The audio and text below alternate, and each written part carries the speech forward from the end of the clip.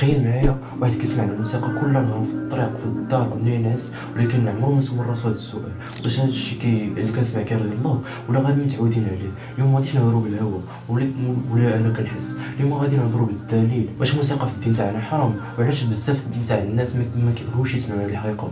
خليك معايا حتى الاخر، حيت ربما هذا الفيديو غيبدل النظره تاعك كامله. اولا، شنو قال القران؟ الله سبحانه وتعالى قال في سوره لقمان: من الناس من يشتري له الحديث ليضل عن سبيل الله بغير علم.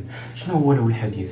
صحابي الجليل عبد الله بن مسعود رضي الله عنه قال: اقسم بالله والله الذي لا اله الا هو انه الغناء. وقال ابن عباس رضي الله عنهما نفس الحاجه، يعني من اول الاسلام الصحابه فهموا بلي انه له الحديث هو الغناء والموسيقى. كاين واحد الحديث كل الناس غنكونوا سمعناه، ولكن الاكثريه غتمروا عليه. النبي صلى الله عليه وسلم قال: لا يكون من امتي اقوام يستحلون الحر والحرير والخمر والمعازف. رواه البخاري، حديث صحيح 100%.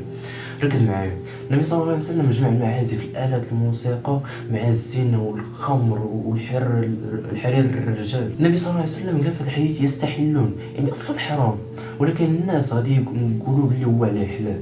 واش شي حاجه اللي هي حلال كيتقال عليها يستحل؟ باينه لا. ما ندويوش على الاجماع تاع الائمه. الامام ابن تيميه هو الاول قال بلي المعازف حرام باجماع الائمه الاربعه. والامام ابن القيم قال: الغناء ينبت النفاق في القلب كما ينبت الماء الزرع.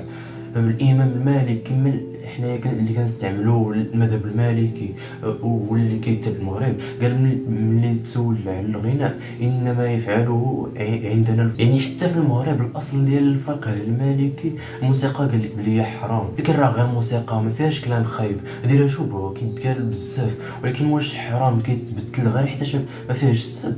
ولا الخمر حرام ولا شربتيه بنيه مزيانه غيولي حلال؟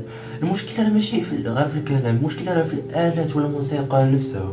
الا كان الكلام زوين دير نشيد بلا موسيقى بلا معازف، بحالو اللي كانوا كيديروا الصحابه في الزمان تاعهم. كاين الاستثناء الوحيد هو الدف. النبي صلى الله عليه وسلم خاص في الدف للنساء وفي الاعراس والاعياد، ولكن بلا سبان بلا كلام مزيانش وبلا آلات أخرى.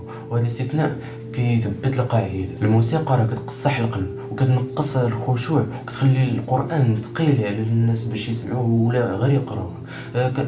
كتجر الإنسان للشهوات، وعمرك ما غتلقى القرآن والموسيقى حاضرين، ما يمكنش واحد فيهم خاصو يخرج. لكن راه كاين خلاف، كاين واحد القول ضعيف لبعض العلماء ولكن ما عندوش أدلة قوية، ومخالف للأحاديث تصحح هذا الشيء، مخالف لفهم الصحابة حتى هما. والقاعدة في الدين كتقول: إلا كان الحلال بين والحرام بين خليك مع الأوضح. كاين واحد القاعدة مهمة، ماشي حيت بزاف تاع الناس كيسمعوا الموسيقى يعني راه حلال.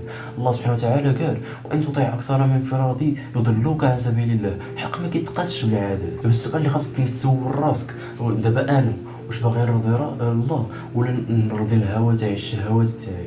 الا كنتي باغي تبدل راه الله يعوضك بحسن. قال النبي صلى الله عليه وسلم: وانك لن تدع شيئا لله الا عوضك الله خيرا منه. الى عجبك الفيديو ما تنساش دير لنا ديك لايك وضرب لنا ديك متابعه وباش يوصلك المزيد، وخلي شي تعليق باش نهضروا على موضوع اخر ولا نبي ولا صحابي ولا معركه اللي كان.